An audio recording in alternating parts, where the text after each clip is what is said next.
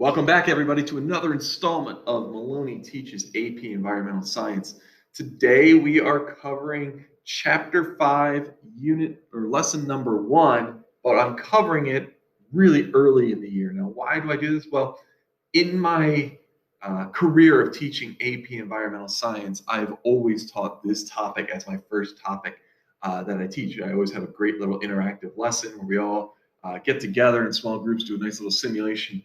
And unfortunately, well, we're not able to do that right now. So I've probably figured out something to do online for you guys to kind of go along with this lesson, but let me at least kind of talk you through what are the major points associated with this lesson, which is called the tragedy of the commons.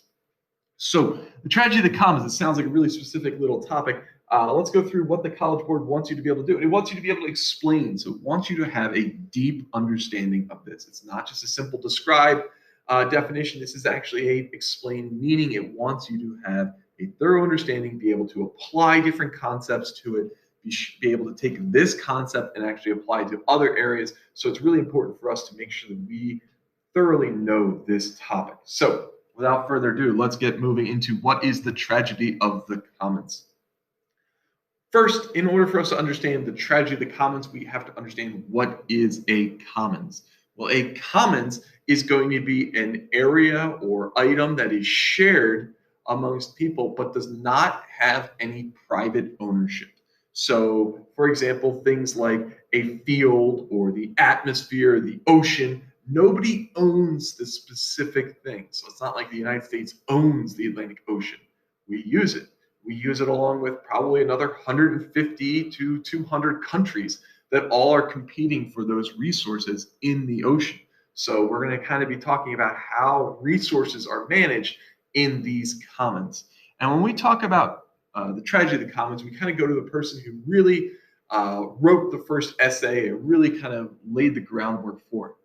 Garrett Hardin. Now, the thing about Garrett Hardin, especially in 2020, we want to bring this up, but it's something I think we as a society should be aware of, wasn't the best person.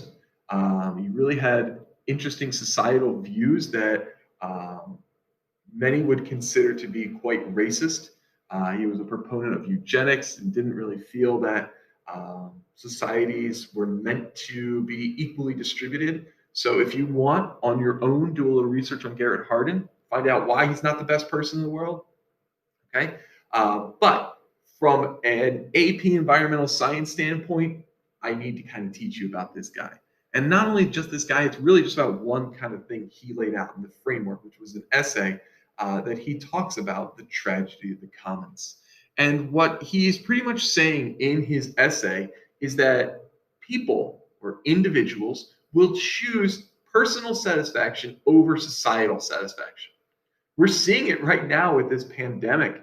We're seeing it with the way different things are all carried out. People do things for their own well-being. They don't necessarily do things for societal well-being.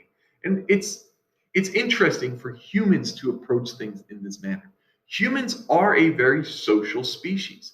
We do need to exist in harmony with each other. And every time you hear about historical civilizations or individual survival, it's based on working collaboratively for humans. We need other people to survive. We are a society species. So why don't we always put society first? And that is part of this human motivation. What actually happens deep down in humans? And it's really personal satisfaction. So you're going to look out for your own person first, and then you will kind of maybe, with everything's kind of okay enough within you, you'll look to other people. So best way for me to talk about tragedy of the commons is through an example. And one of my go-to examples is the idea of having a field and a couple farmers that all their properties all back up to this field. So let's say hypothetically we have this farm and there's 4 individuals and they each have 1 cow feeding in this field, this rangeland. And that cow, then they produce milk from it, and then they get the milk for their own usage, and some of them might sell off the milk. So simple understanding right now is that you have 1 field, and there are 4 farmers, each farmer has 1 cow, so there's a population of 4 cows in the field. Now, what is going to happen over time? Well, one farmer is going to realize very early on that if they have a second cow, will make more money. Now, they go out and get a second cow, put it in the field. And now that cow and that farmer produces more milk, and therefore they are going to generate more profit in the long run. Now, what are the neighboring three farmers going to do? Well, they're each going to buy another cow. So now, if each farmer has two cows, the population of cows in the field is 8. Now, what happens if that farm or that field can only hold 10 cows? That's the carrying capacity for it. We're going to talk about this concept, carrying capacity, later on in the year. But the idea that every ecosystem has so many organisms it can support, and it can't support every organism. All right, there are population limits. So what if the population limit is 10? So how does this play out? Well, if every farmer has 2 cows, we're only at 8. Well, what if another farmer wants to get a third cow? Now, every farmer realizes, well, they've got 3 cows. I'd like to make that money too.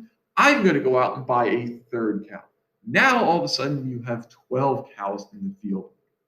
Having 12 cows in the field is going to go over the carrying capacity. So what actually is happening from a biological standpoint is those cows are walking around. They're eating up the grass. Now, they're eating the grass at a faster rate than it can regrow. So it's going to eventually kill all the grass in the field. Now, there's no food in the field. All those cows die off. All those farmers lose all their money. Who is responsible for that loss? And that is the tragedy of the commons. The idea that nobody had ownership of that field. Nobody was able to establish laws and rules and say, there is a limit to how many cows you can have. Or, maybe there's an equal number of cows that are all supported and each of us take equal amount of milk total from it. But there were no rules. There was no ownership. And so that commons, which was just publicly owned, has led to a tragedy in that now nobody can use it. And that is the premise of the tragedy of the commons. Now, it doesn't always apply to fields and cows. So what I'm going to do is I'm going to pretty much say, pause this video right now, click on the link, and go and watch this video. It's a little TED Ed. It's a short little video all about examples of tragedy of the commons, and really just a refresher on what it is. So take a minute right now, watch this video. Now, when you're all done watching the video, let's go through and just kind of close up this lesson. How do we prevent tragedy of the commons? That's the big picture. It's not, can you identify it as it's happening? No, it's what can we do to prevent it from happening in the future? Well, do you go and privatize all shared resources? Okay, that's one great approach. Well, who's going to own the ocean? And now, if we take, like, for example, say the United States owns the Atlantic Ocean, well, then what's going to happen? Do all these other countries have to register with the United States to fish? And then the United States, what if the United States has a tumultuous relationship with a country that wants to, use the ocean? Do they now, not get to go into the ocean because the United States is choosing not to let them in there? There's so many political and societal issues that can be addressed, and there are things that need to be addressed if we wanted to privatize the oceans. Or what if we had some big global entity, maybe like the United Nations? Will they, do they own the oceans? Well, they're technically just suggestions. So they can make suggestions, and they use science and all sorts of other reasoning. But now you have some countries that are like, we don't want to be a part of the United Nations anymore because I have to pay more money than other countries. And it's just becomes a big problem associated with it. So this is a problem in, from a planet's standpoint, because the number of humans on the planet is getting higher and higher and higher. Right? We're going to learn about that in Unit 3. But the idea that the population of humans on the planet is getting bigger and bigger and bigger means we need more and more resources, means we're going to be competing for more and more commons and more resources. Where do they come from? How do we manage it? And that is the premise of this. Are there answers? No. There are not straight universally applied answers. That's not going to happen. But can we come up with a framework, an understanding, a way to approach a shared commons so that we don't have farmers buying too many cow and all of a sudden depleting the planet of potential fields for farms and cows? All right. So again, if you understand this, if you understand that people are going to make choices that are going to benefit themselves, and they're going to not necessarily put society first, they're going to put individual first. And how do you, using that mindset, establish usage of these commons?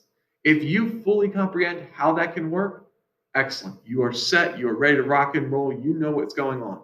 If you don't, feel free to drop me a question.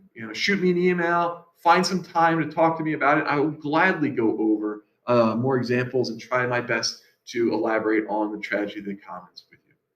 Thank you for joining me on this lesson. Hopefully it wasn't too painful for you. The next lesson is going to be, again, from Unit 5, and then we'll jump back into Unit 1. But I really appreciate you guys checking in. Hopefully this is all working out for you and everyone's staying safe, and I'll catch you at the next lesson. Thank you. You like that lesson? I know you did. So why don't you go ahead and smash that like button right now. Go ahead and comment. Tell all your friends about how great that lesson was. And make sure you subscribe, because I'm going to keep bringing you AP environmental content that you're going to want to watch. Or do whatever else those other YouTube channels tell you to do. And with that, Maloney.